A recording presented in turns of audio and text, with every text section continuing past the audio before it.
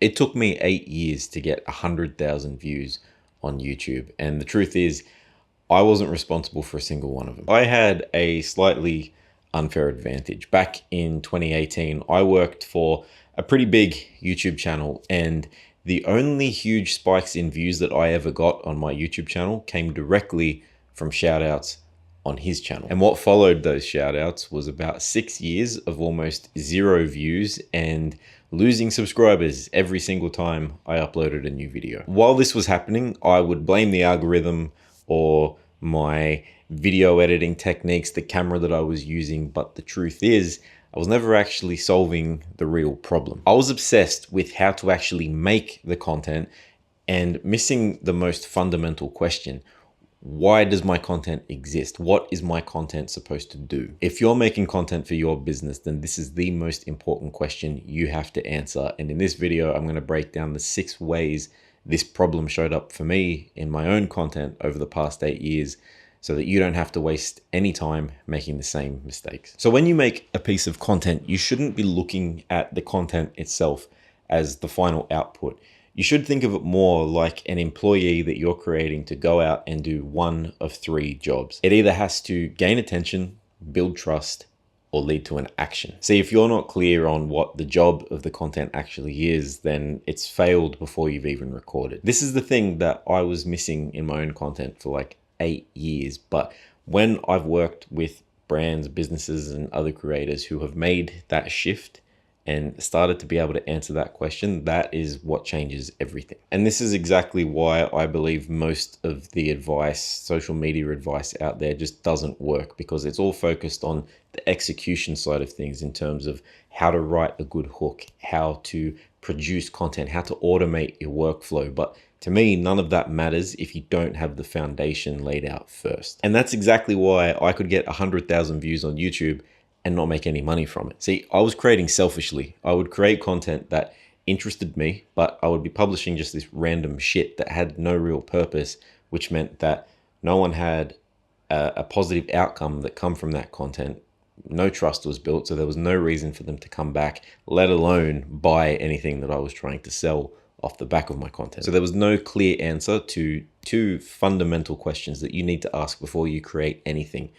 Who is this content for? And what problem does it solve? Without being able to answer those questions, you have no clear purpose for your content, which means that when viewers come across it, there's no real clear reason for them to click. And if they do click, there's no clear outcome to them. There's nothing that they can take away from the video that's going to lead to some kind of positive outcome or change for them, which means there's no trust built, which lessens the chance that they're going to come back and watch more of your content, and even less chance, almost impossible, that they'll ever want to buy from you. And instead of fixing the foundation, I kind of made things worse. And instead of trying to focus on what actually made good content, I tried to make my content look good. So it was back around 2017, and there was this trend in sort of the vlogging space where this more cinematic, highly produced style vlog content was really starting to take off. Like Peter McKinnon, for example. I was watching him way before he blew up. I was there one of his first uploaded videos. He probably had 3 videos on his channel when I first come across him, and I would watch every single thing he posted.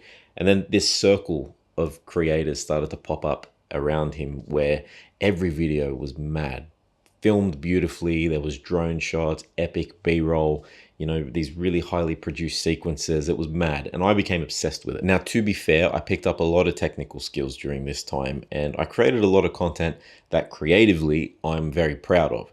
And that's fine if creating videos is just a hobby, but I'm trying to build a business. I was obsessing over the cameras, lenses, lighting, editing tricks, color grading, all of this stuff that can enhance content, but it's not what actually makes the content itself good. Having this overly complicated production process meant that I was investing way more time and energy into creating every individual piece of content. So when the time come around for me to actually post it and it got fuck all views, now I'm pissed off and frustrated, and it took me way longer to post again because I wanted to make sure I had the perfect idea and then the perfect execution of that idea. And because I hadn't got clear on the purpose of the content, I had no way to actually measure what good performance actually was.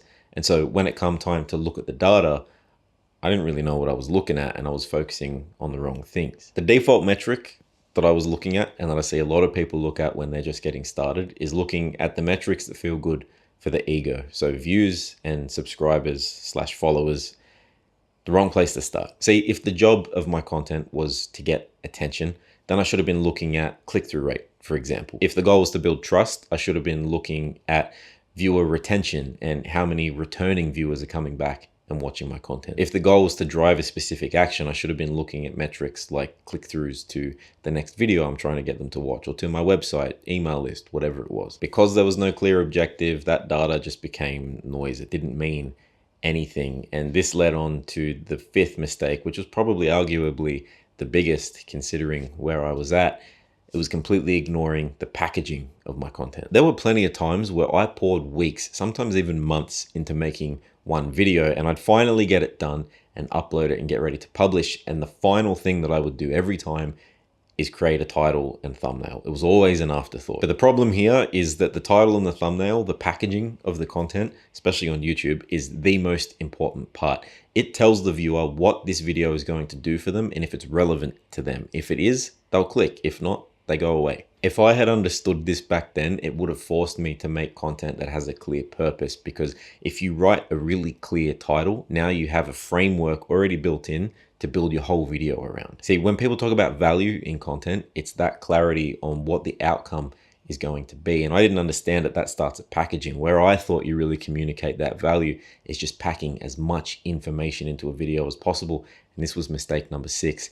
I was saying too much. Because I wasn't treating the content as something that had a very specific job to do, I just thought that it needs to do everything at once. So instead of answering one question or solving one really specific problem really effectively, I just threw in as much as I could. Every detail, every related topic, I would just throw as much information in there as possible. But this meant that it's harder to kind of keep track of what's going on, so that kills retention. And then by the end of it, there's no real clear answer for the viewer. They just get a surface level insight into a bunch of different, maybe related shit, but no real clear outcome of the video. The thing I didn't understand is that good content does one of those 3 jobs really effectively at a time. It doesn't try and do all 3 at once.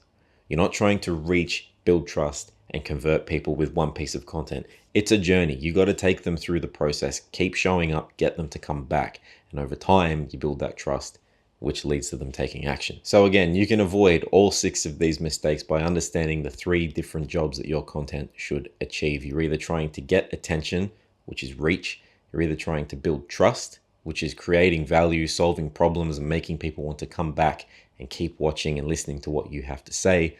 Or you're trying to inspire some kind of action, whether that's watch more of your content, sign up to your email list, or maybe it's buy from you. And here's the thing, you need to do those 3 things in that specific order, because there's no point trying to get people to buy from you if they've never seen you before. They don't trust you, and you can't build trust with people who haven't even seen you yet. You need to get attention first. So you need to do those 3 steps in order. And luckily, I believe there's a really simple way to do it. And in this video, I actually break down a really simple 3-phase structure that you can use. So if you want to learn more, watch this video next.